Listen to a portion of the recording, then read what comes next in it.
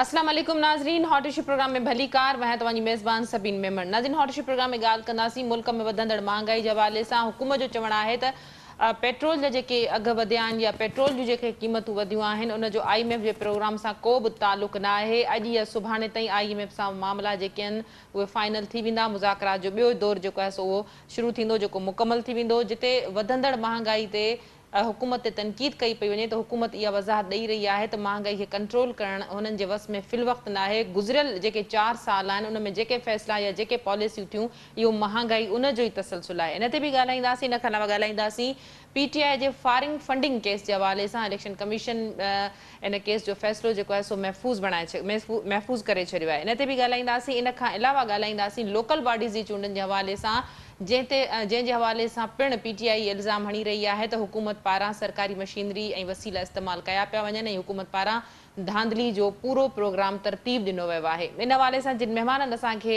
Programme में join कयो आहे उन्हनि जो तारीफ़ कराईंदी हलां। पीपल्स पार्टी सां तालुक़ रखंदड़ इकबाल सांद साहब सां गॾु आहिनि। वेलकम कहती हूँ, आपने प्रोग्राम में ज्वाइन किया। नून लीग सां ताल्लुक़ रखंदड़ फहद शफीक साहब असांखे जॉइन कयो। फहद साहब, आपको वेलकम कहती हूँ, आपने प्रोग्राम में ज्वाइन किया। PTI सां ताल्लुक़ रखंदड़ मेंबर्स इन असेंबली रियाज हैदर साहब असां सां गॾु आहिनि। रियाज साहब, वेलकम कहती हूँ, आपने प्रोग्राम में ज्वाइन किया।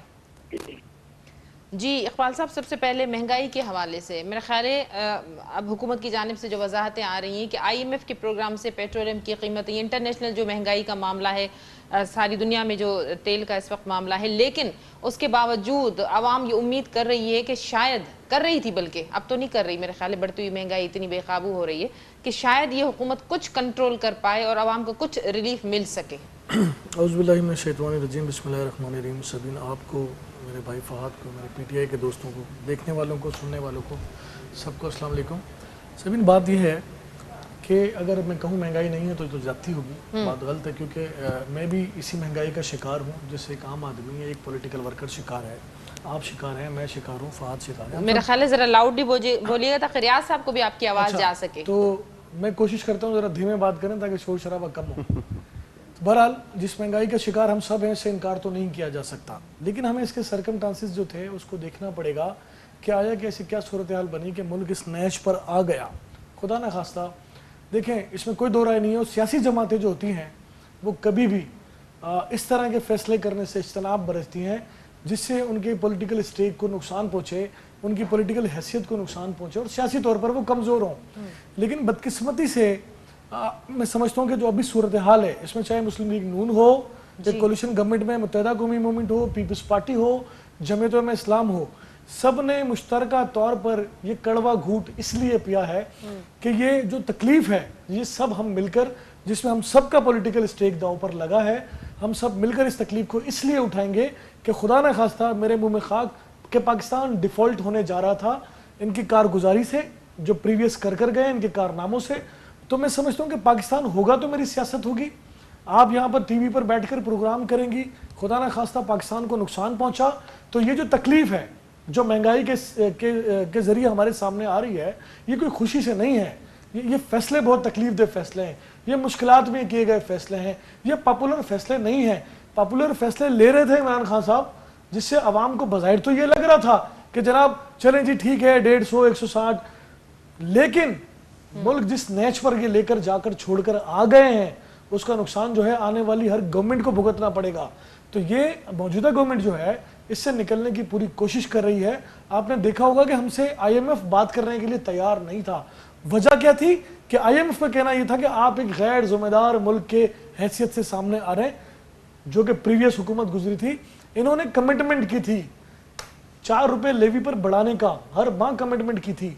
और ये तो आपको याद होगा फैसल वाउडा का कि जी पेट्रोल 300 रुपए लीटर भी हो गया तो शायद पाकिस्तान के लोग इमरान खान के साथ खड़े होंगे और तैयार हैं ज़हनी तौर पर। और ये बार बार कहते थे कि जी पेट्रोल के रेट बढ़ाने पड़ेंगे। जब बिलावल भुट्टो जरदारी लॉन्ग मार्च लेकर निकले, इनकी घबराहटें शुरू हुई, इनकी टांगें कांपना शुरू हुई, तो इन्होंने पेट्रोल पर और बिजली पर कीमतें गिराकर पाकिस्तान का नुकसान किया। और ये कहते थे, इन्होंने एतराफ़ किया इस बात का कि जनाब हमें पता था कि हमें 1.5 साल पहले ही पता था, तो जब इन्हें पता था तो इन्होंने रेट क्यों गिराया? जाना था तो उन्होंने जो है वो सब्सिडी दे दी। पाकिस्तान को मुश्किलात में डाला। मरकजी हुकूमत आप लोगों की है, नून लीग की है, ज्यादा जो है जिम्मेदारी नून लीग की भी आयद होती है। क्या आवाम को रिलीफ दे सके हैं आप अभी तक? बिस्मिल्लाहिर्रहमानिर्रहीम। देखिए सबीन, सबसे पहले तो मैं आपको थोड़ा सा करेक्ट करता जाऊं कि मरकज़ी हुकूमत हमारी नहीं है, हम कोलेशन पार्टनर हैं। Yes. वज़ीर आज़म हमारे हैं, वज़ीर आज़म आपके, हाँ। तो बाकी सारी जमातें हैं जो भी JUI, पीपल्स पार्टी, MQM और मुख्तलिफ जितनी भी जमातें हैं, ANP हो गई, तो उनका सबका एक कोलेशन है जो कि इस वक्त गवर्नमेंट बनी हुई है। लेकिन वज़ीर आज़म शहबाज शरीफ साहब हैं। अब इसमें देखिए जो सबसे इम्पोर्टेंट बात है मेरे भाई इकबाल ने की कि इस वक्त जो बहरान है उससे तो हर आदमी अफेक्टेड है। मैं ये आपके तवस्सुस से पाकिस्तानी अवाम को भी कहना चाहता हूँ कि ये कड़वा घूंट है और इंशाअल्लाह ताला ये आने वाले कुछ ही महीनों में, 4 से 5 महीनों में, ये वो 4 से 5 महीने हैं जो हमारे कहने वाले हैं। PTI के कहने वाले 4 से 5 महीने नहीं है, या 100 दिन वो वाले नहीं है जिसमें इमरान खान बहुत बड़कियाँ मारते थे कि मैं 100 दिन में ये कर दूंगा, 100 दिन में वो कर दूंगा। अच्छा देखिए इस वक्त सिचुएशन क्या है कि मैं आपको थोड़ा सा डिटेल में लेके जाऊं कि जो IMF है, इंटरनेशनल मॉनेटरिंग फंड, वो पूरी दुनिया को फंड देता है, वो लोन देता है और सपोर्ट करता है। तो जाहिर सी बात है कि पाकिस्तान को, पहली बात तो इमरान खान साहब कहते थे 126 दिन के धरनों में कि मैं IMF नहीं जाऊंगा, नहीं जाऊंगा, नहीं जाऊंगा, लेकिन उनको जाना पड़ा। जब वो गए तो एक प्रोफेशनल और अनप्रोफेशनल का मुझे बहुत, पिछली हुकूमतों की वजह से जाना पड़ा। तो आप कह रहे हैं कि इतनी बड़ी बातें ना करें ना। हम तो पहले दिन से कहते हैं कि IMF के पास जाना पड़ेगा, आपको भी जाना पड़ेगा और हमें भी जाना पड़ेगा। दूसरी बात ये कि जो एक अनप्रोफेशनल और प्रोफेशनल में बहुत फर्क होता है। जब IMF के पास इनके नुमाइंदे गए, हुकूमती जो भी वजीर थे, जो भी मुशीर थे, वो गए और जाके उन्होंने कॉन्ट्रैक्ट किया, तो नेगोशिएशंस होती हैं। कोई भी चीज़ आप लेने जाएं तो उसमें नेगोशिएशंस होती हैं कि भाई 2 आपकी बात मानी जाएगी, 2 हमारी मानी जाएगी। इन्होंने सारी तकरीबन बातें उनकी मानी। 2 चीज़ें थी, पेट्रोल और इलेक्ट्रिसिटी पे सब्सिडी देने को उन्होंने मना किया था, जो कि हर 15 दिन में, ये जब IMF से कॉन्ट्रैक्ट करके आए थे ना इन बिटवीन PTI गवर्नमेंट, उस वक्त भी इन्होंने आके आवाम से झूठ बोला कि हम ये हम वो। अब 15 दिन में 4 रुपए कुछ पैसे बढ़ने थे एवरी 15 डेज, जो कि हर 15 दिन बाद भरने थे। उसकी कोई लिमिट नहीं थी, लिमिट थी 300 पे जाके स्टैंड करना था, जिसके ऊपर जैसे इकबाल भाई ने बोला कि फैसल वोडा, शहबाज गिल, फवाद चौधरी और एक और इनके वजीर का बयान है बाकायदा कि अगर पेट्रोल जितना भी ऊपर जाएगा लेकिन अवाम उसको डलवाएगी, क्योंकि मुल्क को हमने एक मुश्किल हालात से निकालना है। अब जब पेट्रोल के रेट बढ़े, जब हमारे मिफ्ता इस्माइल जो फाइनेंस मिनिस्टर हैं, जो वो IMF के पास गए, देखिए सबीन, IMF PTI या PML या पीपल्स पार्टी को नहीं जानता। वो कहता है कि हमारा कॉन्ट्रैक्ट है गवर्नमेंट ऑफ पाकिस्तान से। गवर्नमेंट ऑफ पाकिस्तान अगर उस कॉन्ट्रैक्ट को ब्रेक करती है तो उसका इमेज बहुत ज्यादा बैठ जाता है। ठीक। दूसरे ममालिक जैसे सऊदी अरब ने हमें ऑयल देने की ऑफर की है जब शहबाज साहब सऊदीया गए थे। उसके अलावा डिफरेंट ममालिक ने हमारे साथ पार्टनरशिप में इन्वेस्टमेंट करने की जो मामलात किए हैं। अभी कल की बात है कि सऊदीया से एक डेलीगेशन आया हुआ था, अबू धाबी से एक डेलीगेशन आया हुआ था जो कि हमारे साथ इन्वेस्टमेंट कर रहा है पाकिस्तान में। वो सारा इंटरलिंक करता है IMF से। जब सऊदीया ने ये उस पर शर्त लगाई थी कि आप IMF से अपने ताल्लुकात बेहतर करें तो हम आपके साथ कॉन्ट्रैक्ट करते हैं। अब जब ये बात आई तो IMF ने स्ट्रेट अवे कह दिया कि आपने हमारा कॉन्ट्रैक्ट तोड़ा है। उन्होंने ये अल्फाज नहीं कहा कि इमरान खान ने तोड़ा है या PTI ने तोड़ा है, उन्होंने कहा गवर्नमेंट ऑफ पाकिस्तान ने हमारा कॉन्ट्रैक्ट तोड़ा है। इस कॉन्ट्रैक्ट को आप वापस जो कॉन्ट्रैक्ट के हिसाब से जो भी ज़ाब्ते अखलाक है उस पर आ जाएं, हम आपके साथ डील करने को तैयार हैं। सब्सिडी आपने नहीं देनी। अच्छा, उसकी ऑल्टरनेट चीज़ें होती हैं कि अगर आप IMF से सब्सिडी आपको नहीं दे रहे पेट्रोल और इलेक्ट्रिसिटी पे, तो आप दूसरी ऑप्शन पे जाते हैं। लाइक हम गए ना शुरू में, सऊदी अरब गए, सऊदी अरब ने हमें अंडरस्टैंडिंग दी कि हम आपको ऑयल दे रहे हैं। तो ये कॉन्ट्रैक्ट वो था, ये अजाब वो है जो आज तक हम लेकिन IMF का एक सेकंड की कीमतें बढ़ने का IMF से कोई ताल्लुक नहीं है ना प्रोग्राम। Let me complete. ये अजाब उसी तरीके से है IMF का जिस तरीके से इस वक्त आरिफ अलवी हमारे ऊपर अजाब है, सेम वही अजाब है ये। अब क्या है कि ये जितनी भी बातें कर लें, चाहे वो इमरान खान हो, चाहे वो इनके कोई भी MNA MPA हो, कि IMF से इससे कोई वास्ता नहीं है, ये झूठ है। रशिया से जो इन्होंने बोला झूठ कि हमारा कॉन्ट्रैक्ट हो रहा था, ये इनको चैलेंज किया है पेट्रोलियम मिनिस्टर ने और चैलेंज किया है दूसरे लोगों ने कि आप वो कॉन्ट्रैक्ट लाएं। इसको मानते हैं। गंदम से कॉन्ट्रैक्ट हुआ था, वीट लेने का कॉन्ट्रैक्ट हुआ था, नॉट फॉर फ्यूल। ये झूठ है। ये इन्होंने झूठ पे मबनी 23 साल में अपनी कैंपेनिंग की है। आज भी देखिए सबीन, वो इसी वजह से हमें वो पब्लिक करना पड़ा ना IMF का कॉन्ट्रैक्ट, ताकि अवाम पढ़े कि इसमें इमरान खान क्या उनसे वादे करके आया है। मेरे साथ जो है रियाज साहब भी हैं। रियाज साहब, मेरा सवाल है, दोनों मेहमानों की गुफ्तगू आपने सुनी, शायद कुछ आवाज आप तक आई है, कुछ नहीं आई, कुछ वॉइस का इशू था। इनका कहना है कि इस वक्त जो महंगाई की सूरत हाल है वो PTI का बोया हुआ है जो अवाम काट रहे हैं, क्या कहेंगे आप? बिस्मिल्लाहिर्रहमानिर्रहीम। इसका तो बहुत अच्छा सा एक जवाब है कि इस इम्पोर्टेड हुकूमत ने जो फेडेक्स का क्रेडिट लेने की कोशिश कर रही है तो वो भी फिर PTI का बोया हुआ है, फिर आप लोग क्यों क्रेडिट ले रहे हैं? ये जो लोग इस वक्त सेलेक्ट करके बिठाए गए हैं, पाकिस्तान की गवर्नमेंट जिससे रूल करवाई जा रही है, मैं ये समझता हूँ कि एक बैरूनी एजेंडा था जिसके मुताबिक इन्हीं की अपनी गवर्नमेंट के जो फिगर अगर आप देखें हैं, पाकिस्तान के जो सनती तरक्की हो रही थी, पाकिस्तान में जो IT की सर्विस की एक्सपोर्ट बढ़ रही थी, पाकिस्तान का किसान जो है वो खुशहाल था। यहाँ पे बकौल इन्हीं के जो फिगर्स उठाए हैं इंटरनेशनल रैंकिंग के मुताबिक, मूडीज ने इनकी पॉलिसीज के मुताबिक पाकिस्तान को 9 अप्रैल के बाद से नेगेटिव में शो किया है। तो मकसद ये है कि ये एक पाकिस्तान को तबाह करने वाली पार्टियां, जिन्होंने कोई 40 साल की जब इनकी आप हिस्ट्री उठाएं तो आपको नजर आता है कि पाकिस्तान को किस तरीके से मुआशी तौर पे खोखला कर दिया इन्होंने, जबकि इनके तो जब तक हमारी जो मोहतरमा बीबी बेनजीर थी,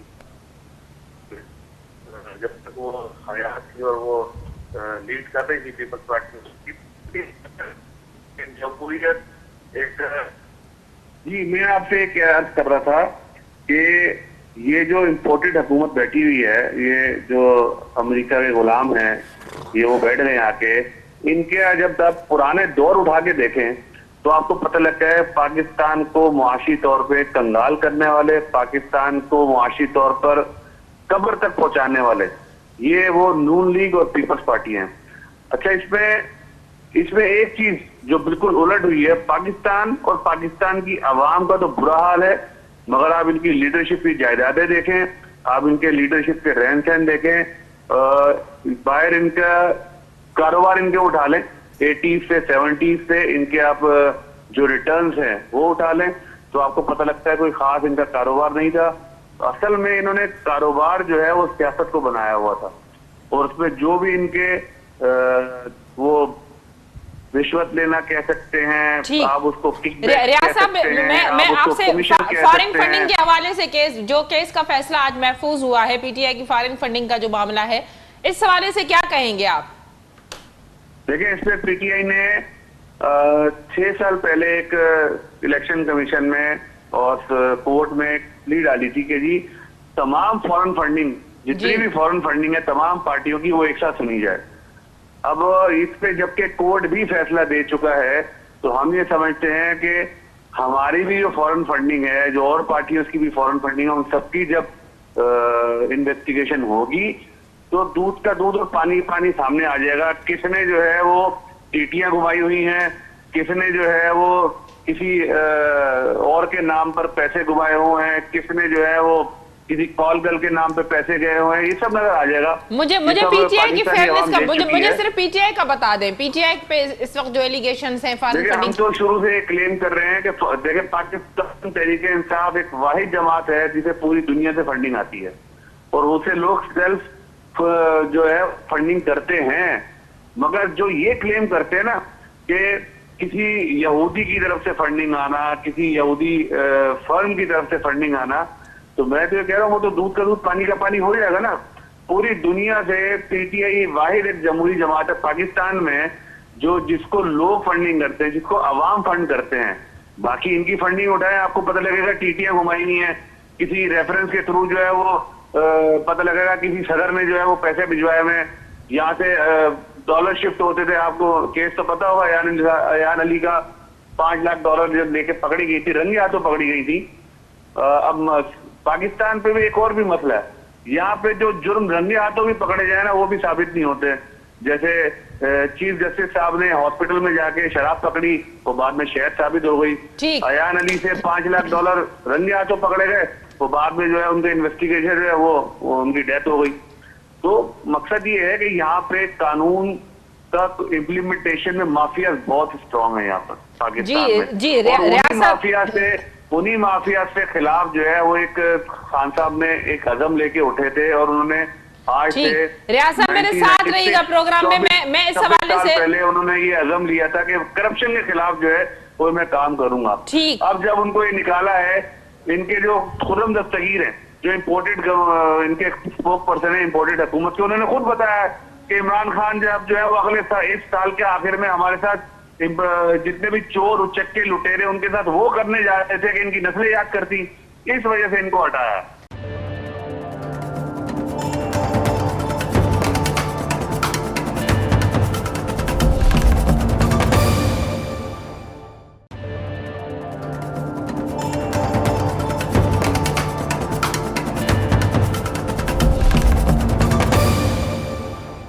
जी इकबाल साहब, फॉरेन फंडिंग के हवाले से मेरा सवाल था उनसे। मेरे ख्याल है पहले तो मेरे पीटीआई के दोस्तों को ये कैसेट बदल देनी चाहिए। जब ये इक़्तिदार में आए थे तो इन्होंने नारा लगाया कि तब्दीली लेकर आएंगे, अगर आ गई है तो मेरे भाई की बात दुरुस्त है। फिर इन्होंने नारा लगाया जी हम करप्शन के खिलाफ आए हैं, अगर जो खात्मा कर दिया तो फिर भी मेरे भाई की बात दुरुस्त है, मैं इसके साथ हूँ। इन्होंने कहा था हम 1 करोड़ नौकरियां देंगे, 1 लाख अगर दे दिए तो बाकी 99 का हम इंतजार कर लेते। इन्होंने कहा था 50 लाख घर बनाएंगे, 50,000 बना लिए होते तो बकाया का हम इंतजार करते और इनके साथ खड़े होते। इन्होंने कहा था कि जी पेट्रोल 35-40 रुपए लीटर देंगे। असद उमर खड़े होके कहते थे जो इनका दिमाग था मईशत का, पता नहीं वो सड़ा हुआ था, ये चलना बंद हो गया, वो क्या हुआ हमें समझ नहीं आया। तो वो भी अगर हो जाता तो भी हम इनके साथ हो जाते। मुझ जैसा पॉलिटिकल वर्कर भी कहता हाँ यार ठीक है, पीटीआई की हुकूमत ने 40 रुपए लीटर या 45 रुपए लीटर पेट्रोल किया। जब पीपल्स पार्टी गवर्नमेंट थी तो आलमी मंडी में पेट्रोल $135 फी बैरल था और पेट्रोल 100 के और 90 के दरमियान में रहता था। और इनकी हुकूमत में पेट्रोल फ्री के दामों में आ गया। एक स्टेज ऐसी भी आई कोविड के दौरान कि पेट्रोल फ्री के दामों में आ गया और हमारे मुल्क में पेट्रोल की किल्लत हो गई। और वो दिन भी याद होगा लोगों को कि ऐसे किल्लत हुई कि एक ही दिन में पेट्रोल पर 25 रुपए पता नहीं किनको फायदा पहुंचाने के लिए दिए गए थे। तो मेरे भाई ये जो बातें करते हैं ना करप्शन का खात्मा करेंगे, सूली पे चढ़ाने के लिए, अमेरिका में खड़े होके हमारे मुल्क का नालायक वजीर आजम कहता है कि जी मैं इनके कमरों से एसी निकाल दूंगा, मैं इनको फांसी चढ़ा दूंगा। इनके हाथ पर नहीं बांधे थे किसी ने। ये अगर आसिफ अली जरदारी के खिलाफ केसेस थे या मियां साहब के खिलाफ थे या किसी भी पॉलिटिकल पार्टी के लीडर के खिलाफ थे तो आपके हाथ पैर खुले थे। आप तो कहते थे कि पाकिस्तान की तारीख में पहली बार एक पेज पर है। इतनी कंफर्टेबल गवर्नमेंट पाकिस्तान की तारीख में किसी सियासी जमात को नहीं मिली, जहां अदलिया भी इनके साथ थी, जहां एस्टेब्लिशमेंट भी इनके साथ थी, जहां मीडिया के भी मुंह बंद थे और सब ये एक पेज पर थे। वो पेज फट गया, वो किताब जल गई, उसके बाद ये सड़ गए, पता नहीं किधर चले गए, कुछ समझ नहीं आया किसी को। देखिए हकीकत बहुत तल्ख होती है। ये कहते हैं जी अमेरिका ने हमें बिठाया, तो अगर अमेरिका ने हमें बिठाया और इनकी बात दुरुस्त है तो फिर इनको किसने बिठाया था? ये इसका जवाब देंगे कि अगर ये कहते हैं कि जनाब ये जो महंगाई है, फॉरेन फंडिंग का केस इनके क्यों 8 साल से भाई फेस नहीं कर रहे थे? क्यों बिलियन ट्री सुनामी का जो केस आपके ऊपर है क्यों उस पर बात नहीं करते? क्यों फॉरेन फंडिंग केस में छुपते हो, भागते हो, डेटे लेते हो, कभी वकील गायब हो जाता है, कभी स्टे पे चले जाते हो? क्यों बीआरटी पर बात नहीं करते जिसका हम कयामत तक इंतजार करेंगे? आज तक कंप्लीट नहीं हुई है वो, आज भी उसमें खामियां कोताहियां बाकी हैं। और फरागोगी के बारे में क्या कहेंगे? तोशा खाना के बारे में क्या कहेंगे? वो खुदा के लिए बातें करने से पहले सोच लें। ये किताबें आपकी खुल चुकी हैं और अब तो उस्मान बोजार जो वसीम अकरम प्लस थे वो भी पेशियां भुगत रहे हैं। तो ये सारी चीजें सामने आना शुरू हो गई हैं। जो इतने बड़े कसीदे पढ़ते थे, हमारे तो कारोबार है, हमारी क़यादत के तो कारोबार है। ये बताएं खान साहब के कारोबार क्या है और कैसे बनी गाला को चलाते हैं? जी रियाज साहब, आवाज आ रही थी आपको इकबाल साहब की अच्छी तरह? जी रियाज साहब मेरी आवाज के साथ मैं इनसे भी माजरत चाहूंगा। मैं दरअसल तारुफ मेरा नहीं है क्योंकि मैं शुरू में मैंने आपको जैसा बताया मुझे जी आई थिंक ये शायद इकबाल खान साहब है। जी इकबाल साहब हैं जी, पीपल्स पार्टी। जी जी जी जी जी जी मैं समझ गया। देखिए इन्होंने जो बातें की है ना वो बातों की हद तक तो बहुत अच्छा है। जैसे इन्होंने पीपल्स पार्टी ने नून लीग के ऊपर केस बनाए थे ना, इनको चाहिए कि ये इमरान खान साहब पे भी तोशा खाना का केस बनाए। तोशा खाना का एक केस लेके गए थे अदालत में, ये इम्पोर्टेड हुकूमत ये लेके गई थी अदालत में। अदालत ने इनको बोला कि आप जो है पिछले 15 साल की तफ्सील ले आए। वहां से ये इम्पोर्टेड हुकूमत साबका सदर समेत भाग गई, क्योंकि उनको पता था कि जो 15 सालों में हमने जो तोशाखाना के साथ किया है, ये जो भाई बकौल आपके हम तो गलत थे। इस जगह भी ये लोग सऊदी गए, हम तो गलत थे। वहां से ताइफ मिले। इससे सवाल ये है कि उस ताइफ की तफसील जमा कराइए, उस ताइफ को शो किया है कहीं पर कि आपको क्या ताइफ मिले, कितने के मिले हैं, क्या हिसाब किताब था, किस किस को क्या मिला। एक एंट्री नहीं है, सभी ने एक एंट्री नहीं करने दी इन्होंने। उसकी वजह ये है कि ये शुरू से, मैं माधव के साथ इकबाल खान साहब को पर्सनली तो नहीं जानता हूँ, लिहाजा मैं इनके बारे में कोई कमिट पास नहीं कर रहा हूँ, मगर मैं इनकी लीडरशिप के बारे में कह रहा हूँ कि जो शुरू से 2 नंबर पैसों से पले हो, उनको पता लग जाता है जब कोई ईमानदार शख्स आके बैठता है। इसी वजह से खुर्रम दस्तगीर, मैं बार बार नाम ले रहा हूँ, अगर ये उसको डिनाई करे तो फिर बताया मुझे कि खुर्रम दस्तगीर ने झूठ बोला, खुर्रम दस्तगीर ने गलत बात की है टीवी में बैठ के। उसने बोला है कि इमरान खान साहब जो है वो इस साल के आखिर में तमाम चोरों और लुटेरों को केसेस डेवलप करने जा रहे थे। उनको ये जो बात है ना करप्शन पे, खान साहब ने कुछ नहीं किया, यही तो मैं आपसे बता रहा हूँ कि वो तो इस साल के आखिर में सब करने जा रहे थे। और वो करने कौन जा रहा था? इमरान खान साहब। और बता कौन रहा है? जो चोरी में अंदर होने जा रहे हैं। और वो बता रहे हैं कि हमने इस वजह से जो है पूरी साजिश में अमेरिका के साथ जो साजिश हुई है वो मिला के हम लोगों ने इनकी गवर्नमेंट आई। ठीक, हम लोगों ने उस पर कार्रवाई की, हम लोगों ने उस पर कार्रवाई की। रियाज साहब जरा मेरे साथ रहिएगा। मैं रियाज साहब कारोबार है, मुझे ये बताएं, बेनजीर साहिबा जब थी, मैंने बेनजीर साहिबा को पॉलिटिकल लाइफ में नहीं देखा, क्योंकि मैं पॉलिटिकल लाइफ में उस वक्त था नहीं, मगर मैंने बेनजीर साहिबा को एक आम आदमी के तौर पे मैंने उनको देखा। और एक जो होता है ना इंटरेक्शन, एक अट्रैक्शन होती है, एक पॉलिटिकल एक पर्सनैलिटी होती है, उनकी गलतियां कोताहियों से हट के मैं बात कर रहा हूँ, इख्तलाफ पॉलिटिकल इख्तलाफ से हट के बात कर रहा हूँ। वो एक शख्सियत थी। उनकी जिंदगी में बिलावल हाउस जो है उसका रकबा कितना था, आज बिलावल हाउस का रकबा कितना है, बता दूं? कारोबार बताएं कैसे बढ़ाया। मैं जरा फायद का इसमें मौक़िफ़ ऐड कर दूं। एक बिलावल हाउस था जी, आज जो है वो 3 बिलावल हाउस है, और एक की अभी इनको पोजीशन मिलने जा रही है कुछ रास्ते में, वो भी आपको क्लियर जी। रियाज साहब जरा साथ ही रहिएगा। रियाज साहब मैं जरा दूसरे मेहमानों को टाइम दे दूं। कारोबार है ठीक, बेटा जो है वो बगैर कुछ किए 1.5-2 अरब का मालिक होता है। वालिद जो है वो पिछली 10 साल की उसकी अकाउंटेबिलिटी होती नहीं है, और अचानक से पता लगता है कि वो अरबों का मालिक बन गया, और वो 15-20 साल पहले कौन था जी, वो लखपति भी नहीं था जी। मैं जरा इकबाल साहब का बंदा, लेकिन रियाज साहब आप जरा लाइन पे रहिएगा। मैं फाज साहब का मौक़िफ़ ले लूं जो बार बार नाम ले रहे थे नून लीग के हवाले से। जी देखिए, मैं एक बात सबसे पहले, जो इस वक्त ये भाई जितनी भी बातें कर रहे हैं वो बेसिकली, मैं सिर्फ एक बात कहता हूँ, ये एहतजाज हो रहे हैं ना, शायद इमरान खान एहतजाज करने निकल रहे थे, वहाँ पूरी कौम को वो तो कह रहे हैं इलेक्शन की डेट अनाउंस होने तक जारी रहेंगे, पता नहीं किधर जा रहे हैं। मैं सिर्फ 2 बातें इनसे करना चाहूँगा कि ये हमें इम्पोर्टेड गवर्नमेंट कहते हैं, ये कहते हैं हमें अमेरिका लेके आया है। पूरे पाकिस्तान में एहतजाज करते हैं ना बकौल इनके कि लोग निकलते हैं, कराची में भी करते हैं।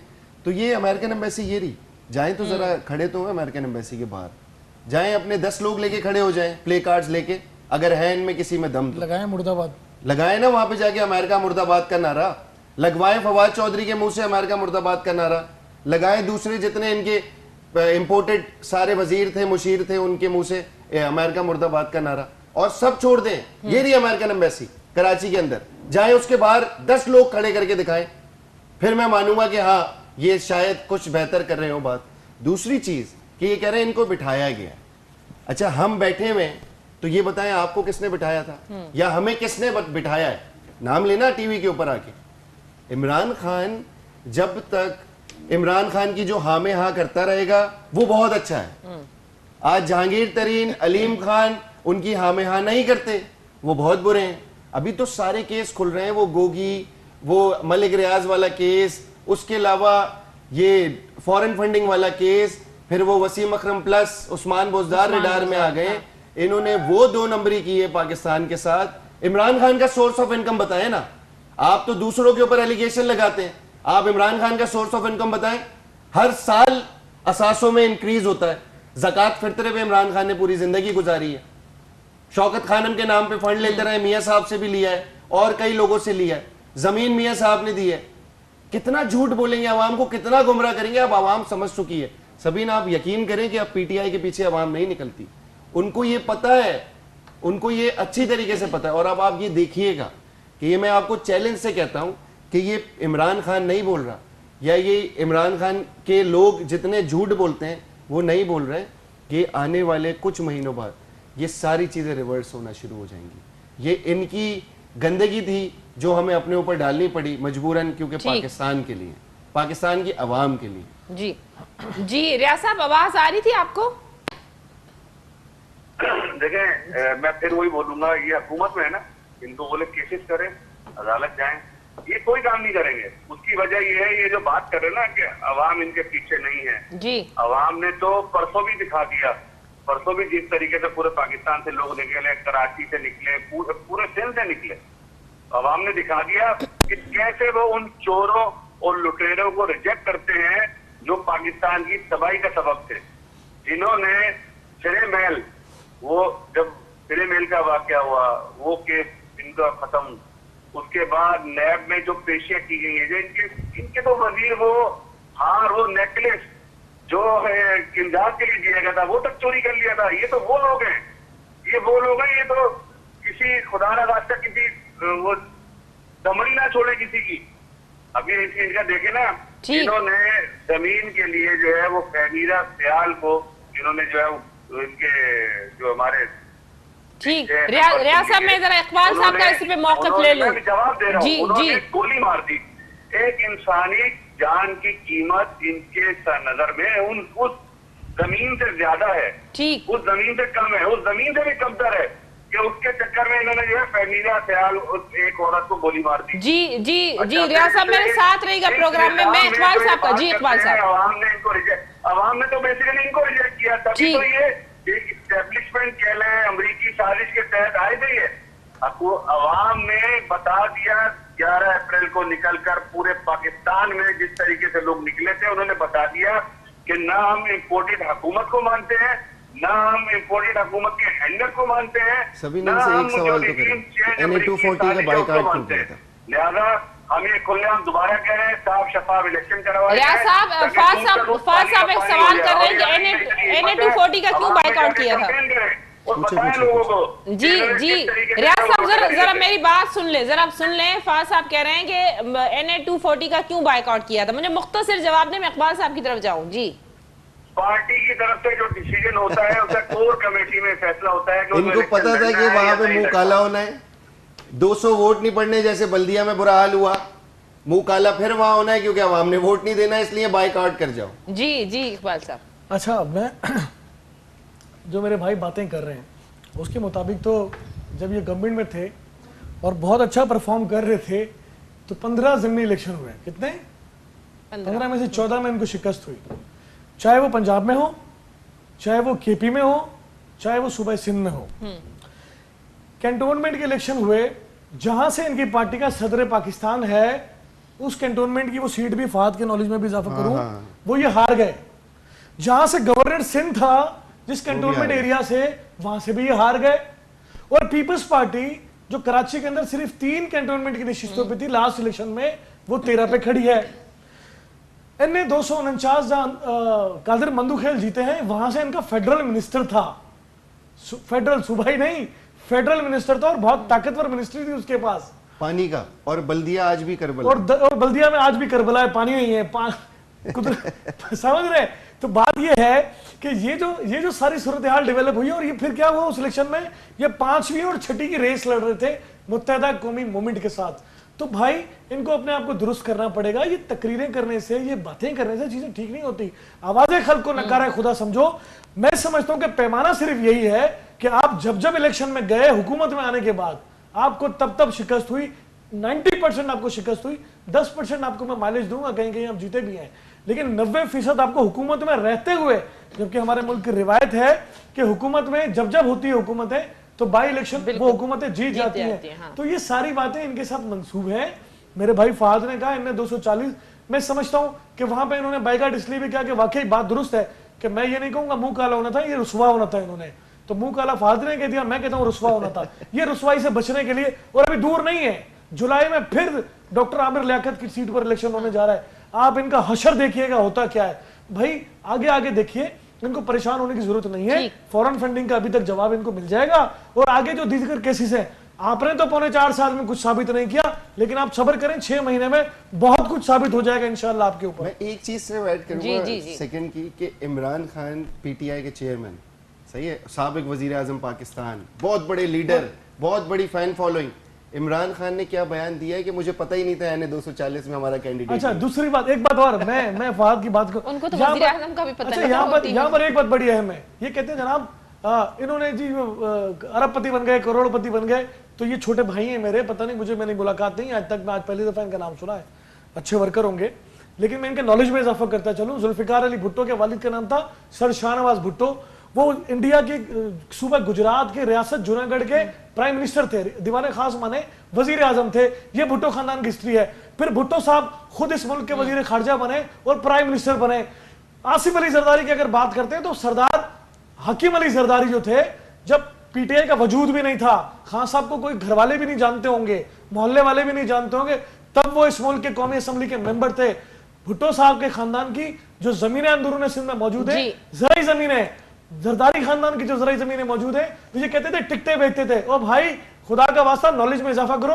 पाकिस्तान में उस वक्त जो फिल्म इंडस्ट्री थी वो बड़े उरूज पर थी, और जरदारी खानदान के कराची के अंदर सिनेमा हॉल थे जी। तो वो जद्दी पुश्ती है भाई। आप कितना वर्ल्ड कप उठा के फिर शौकत खानम के नाम पे ज़कात फितरा लेके 300 किनाल के घर पे नहीं बैठे। जी रियाज साहब, आवाज आ रही है आपको? जी मैं कंक्लूड कर देता हूँ जी। मैं कह रहा हूँ, आपने पाकिस्तान की हिस्ट्री पढ़ी होगी। पाकिस्तान में जितने भी जिनको ब्रिटिश गवर्नमेंट सर का खिताब दे गई थी, उनके जो खिदमात थी वो सबको पता है। वो मैं बताने की जरूरत नहीं है कि उनको सर का खिदमात किस वजह से दिया गया था, जो इन्होंने बात की है। अच्छा, दूसरी इंडिया में दिया था भाई, इंडिया में, पाकिस्तान में नहीं, इंडिया में। मुझे पता है आपको कुछ नहीं पता। करबला बना हुआ था, जो जहाँ से फैसल वाडा की इलेक्शन में ये लोग जीते हैं मंदों के। मेरा सवाल इनसे ये है कि इस बात को करने से पहले आपको ये सोचना चाहिए था कि सूबाई गवर्नमेंट पीपल्स पार्टी की गुज़िश्ता 15 साल से, वैसे तो 1971 से ये लोग चलते हुए आ रहे हैं, 1971 से लेकर ये वहां पर आज तक पानी नहीं दे सके। ये इतने नाअहल है, ये इतने नाअहल है, जब तो हम जीत गए, इसीलिए तो हम जीत गए। वहां पे वो वहां के लोग आज खड़े होके मुझे कह रहे हैं कि सर हमारे पास सर इसीलिए तो हम जीत गए नहीं है। मैं उस लाइन के लिए पूरी कोशिश कर रहा हूँ, मगर उसके बावजूद जितनी हर्डल्स मुझे पीपल्स पार्टी की सिंध गवर्नमेंट से आ रही है, तो लगता ऐसा है कि वैसे वही बोलूंगा, मुझे नहीं पता इकबाल खान साहब की पर्सनल जिंदगी क्या, मैं इनके ऊपर कोई अटैक नहीं कर रहा, मगर इनकी जो कारकर्दगी है, हुकूमती कारकर्दगी, उससे तो ऐसा लगता है कि ये जीडीएस के बैत लोग हैं। ये लोग पानी के ऊपर भी सियासत करते हैं। रियाज साहब, मुझे जरा लोकल बॉडीज के हवाले से बता दें। लोकल बॉडीज बलजाती हाइड्रेंट, गैर कानूनी हाइड्रेंट पे 10 दफा मैंने कंप्लेन की, मैं असेंबली में मैंने खड़े होकर बात की, मजाने गैर कानूनी हाइड्रेंट पे लोग ये कोई खिलाफ उनकी कार्रवाई कर दें। बाद में पता लगता है कि इन्हीं के लोग जो है उनकी सरपरस्ती करते हैं, इन्हीं के लोगों की सरपरस्ती में जो है वो हाइड्रेंट पे चल रहे हैं, इन्हीं के लोगों की सरपरस्ती में 2 नंबर काम हो रहे हैं। तो ये किस मुंह से सवाल का जवाब मांग रहे हैं? सिंध गवर्नमेंट, सिंध हुकूमत कराची में, क्या सिंध की हुकूमत नहीं है? क्या कराची सिंध से अलग है? जो ये बात कर रहे हैं, यहाँ के जो लोकल इश्यूज है उसको एड्रेस करना सिंध हुकूमत का काम है। अगर किसी भी तौर में वो हुकूमत नहीं कर सकी, फेडरल गवर्नमेंट ने थोड़ा बहुत फंड अगर दिया, उसमें से काम हुए, तो इनको तो वैसे इसको शेम निश्चय होना चाहिए था इनको, और ये तो आगे से बढ़ के जवाब कर रहे हैं। ठीक, एहसास की बात है, पब्लिक का एहसास हो ना, जब पता हो कि हमने जाके पब्लिक से वोट लेने हैं, पब्लिक के थ्रू आना है। मगर इनको तो पता है हमने ऊपर साजिश करनी है, एस्टेब्लिशमेंट के साथ बैठ के हमने डील करनी है, डील करके हमने जो है वो अपने रिजल्ट चेंज करवाना है, जिस तरह 2018 में पूरे सिंध में करवाए थे, वो पूरी गवर्नमेंट में आना है। 12 में नहीं हुआ, 13 में हुआ, ठीक। साबका सदर जिन्होंने सर्टिफिकेट जमा कराया था, ये उसको एक्सेप्ट करेंगे, उनकी दिमागी हालत ठीक नहीं है। अगर ये बात करेंगे पर्सनल पे, तो मैं बताना चाह रहा हूँ, साबका सदर ने खड़े होके अभी कुछ अर्सा पहले बोला कि हमारे साथ एस्टेब्लिशमेंट की डील हो गई है और हम तो जो है वो गेम ऑन है, ये उनके अल्फाज हैं। उन्होंने एक स्पीच में अपने खड़े हो गए, एक पंजाब में स्पीच कर रहे थे, खड़े हो गए वर्कर करने के। ठीक, बहरहाल अब जो है वो फैसला अवाम पे छोड़ना चाहिए। आने वाले इंतखाबात में देखते हैं कि अवाम कौन सी जमात को अपना वोट देकर अपना नुमाइंदा जो है वो चुनते हैं। बहुत शुक्रिया रियाज साहब, आपने प्रोग्राम में ज्वाइन किया। आप दोनों मोअज़्ज़िज़ मेहमानों का भी बहुत शुक्रिया, आपने आज के प्रोग्राम में ज्वाइन किया। नाज़रीन, हॉट इशू प्रोग्राम जो वक्त पड़े ते पंहिंजी पुॼाणी ते पहुतो। ईंदड़ प्रोग्राम ते ॾींदा इजाज़त। अल्लाह वाही।